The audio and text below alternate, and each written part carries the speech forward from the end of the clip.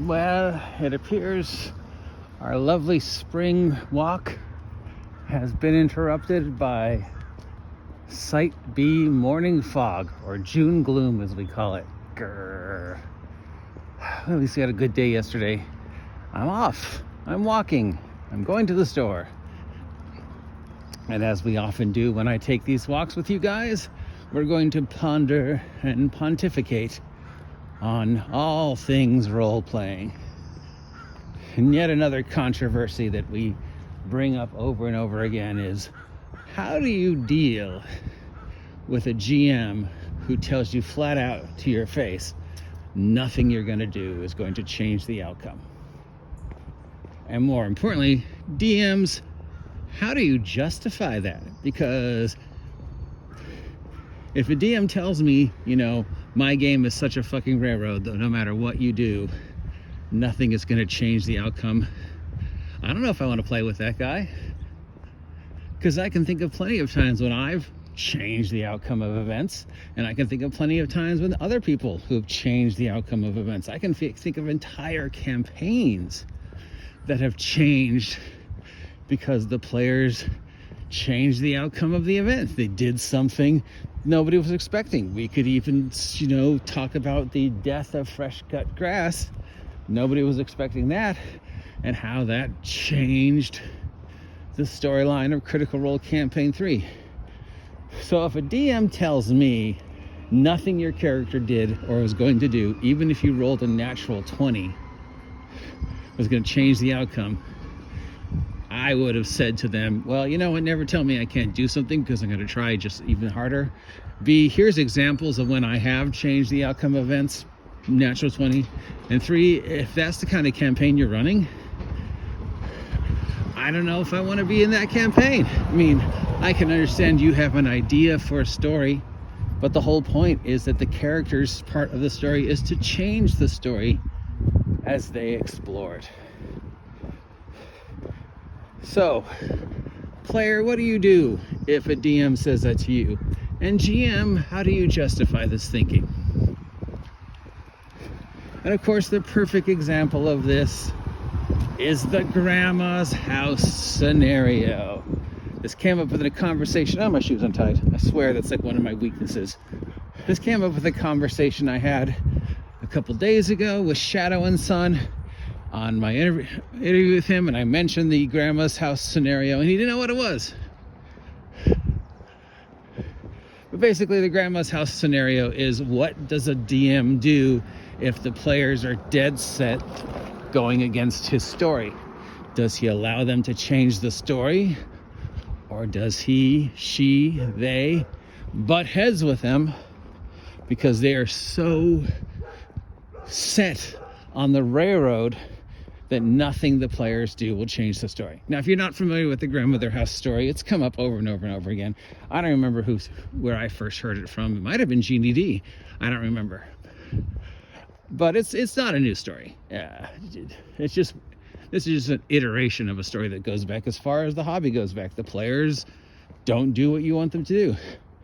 So the grandmother's house story goes that they were in town, and the DM had his series of events that he wanted to happen in order to move the story along. They had to do something to get a MacGuffin. They had to go to a very specific place to get the MacGuffin. One of the characters mentions this is the town his grandmother lives in, and can he go visit her? And that soon the other characters pick up on that. And within like 20 minutes, the game has entirely broke down to everybody wanting to go to this character's grandmother's house. And the more the DM pushed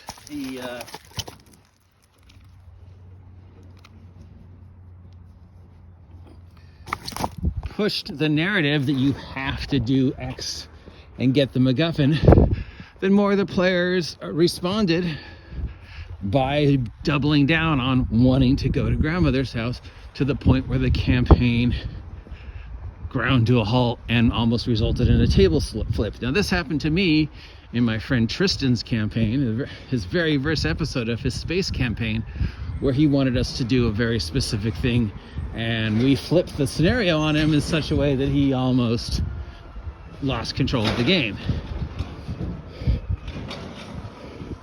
But thankfully he didn't, and the game became better for it because he ran with our choice instead of fighting against us. The DM in this scenario of Grandmother's House kept trying to fight with the PCs, trying to get them where he wanted them to go, which resulted in basically things not ending well. Because that DM was stuck in the mindset that nothing the players did, no matter what they rolled, no matter what they said, was going to change the outcome of what he needed to happen. And of course, we know that's wrong, right? And any DM who tells you, no, my word's final, my game's final, you have no control what happens in my game, you probably shouldn't be playing with that person.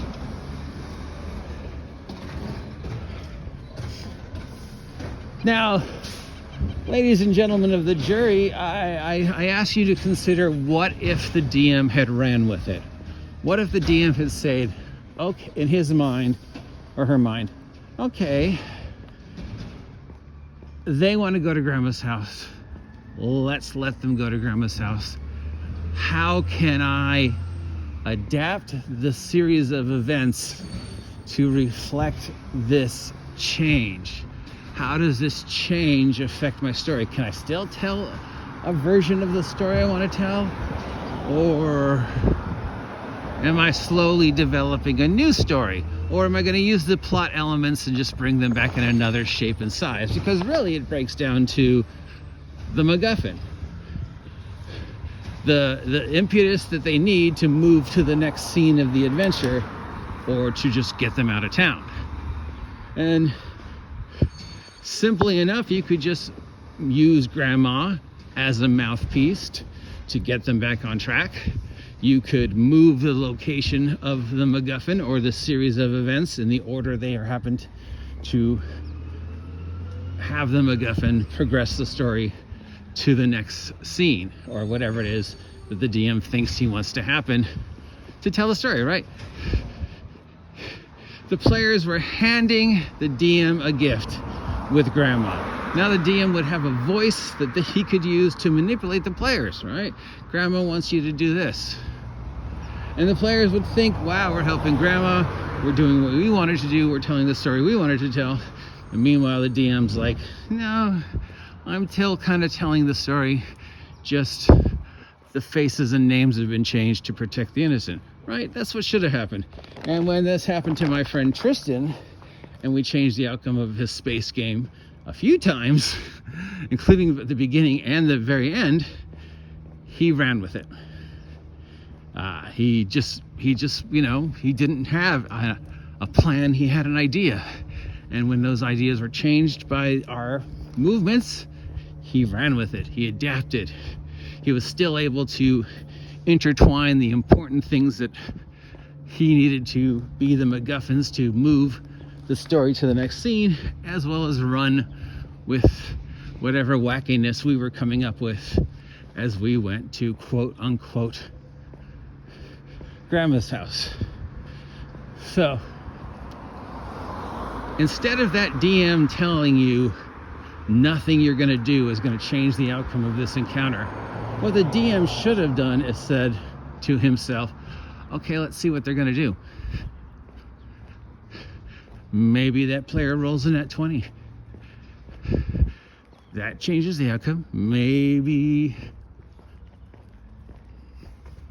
Oh, afternoon. Hi, doggo.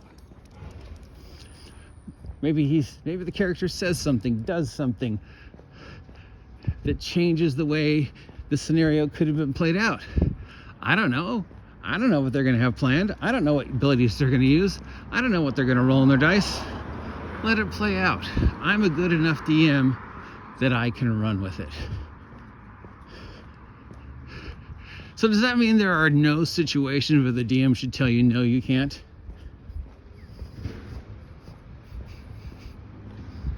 Maybe. I think more, a good DM doesn't adopt the no, you can't philosophy. A good DM adopts the, well, it's highly improbable philosophy. It's like, you know what, I'm not going to tell you you can't swim in lava, dude. If you really want to swim in lava, I'll let you swim in lava. I'm just telling you the chances of you surviving swimming in lava are highly improbable. But okay, if that's what you need to do to enjoy the game. And then, you know, either the guy goes glurgle, glurgle, glurgle as he takes the 30 points of damage around, or he surprises the DM by reminding him, oh, I've got a potion of lava resistance. So for me, swimming in the lava is nothing. And the DM's like, oh, okay, maybe I should have something in the lava. I didn't tell you no. I said it's highly improbable. You can try. You can try. It's the whole point of D&D is it's fantasy, it's magic. And if you have a world where there's fantasy, where there's magic, where you're rolling dice and the rolls of those dice can change the outcome of a situation, that natural 20 is floating out there, that natural 1's floating out there, then you as a DM cannot tell a player nothing you can do will change the outcome of this encounter. You don't know what that guy had planned.